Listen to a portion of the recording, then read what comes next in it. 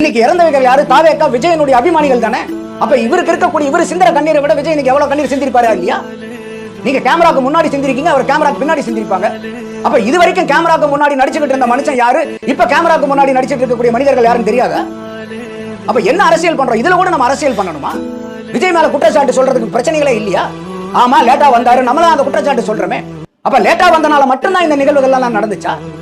இடம் நீங்க சந்துல கொடுத்த இடம் பிரச்சனை இல்ல, ஆம்புலன்ஸ் உள்ளர விட்டது பிரச்சனை இல்ல, கரண்ட் கட் ஆனது பிரச்சனை இல்ல, அந்த இடத்துல வந்து உங்களுக்கு குழி தோண்டி வச்சிருந்து அதுல போய் விழுந்தது பிரச்சனை இல்ல.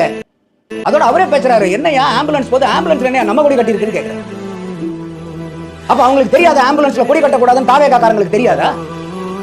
அப்ப அதையும் மீறி கட்டி இருக்காங்கன்னா இதெல்லாம் நம்ம சந்தேக பார்வைக்கு வருதா இல்லையா? நம்ம யாரையும் இது வரைக்கும் சந்தேகப்படல, நீங்க கேட்கிற கேள்விக்காக நான் சொல்றேன். அப்ப பாவம் ஒரு பக்கம் பழி ஒரு பக்கம்ங்கிற மாதிரி எல்லாத்தையுமே விஜய் மேல நீங்க தூக்கி போறது நியாயமான பார்வையா இருக்குல்ல? இல்ல இல்ல. அப்ப நம்ம என்ன, நமக்கு விஜய் தேவைப்பட்டவரா இல்ல திமுக தேவைப்பட்டவங்களா, அண்ணா திமுக தேவைப்பட்டவங்களா? யாரு நமக்கு எல்லாரும் ஒண்ணுதான், சமதூரத்துல வச்சுதான் பாக்குறோம். ஆனா ஒரு பிரச்சனைன்னு வரும்போது நம்ம நடுநிலையில இருந்து எல்லாத்தையும் சுத்தி பார்க்கணும்.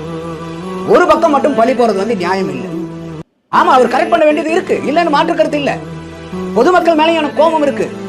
இப்படி போய் உளுந்து அடிச்சுக்கிட்டு இப்படி கை குழந்தையை தூக்கி வச்சுக்கிட்டு வயசானவங்க போய் பார்க்கணுமா?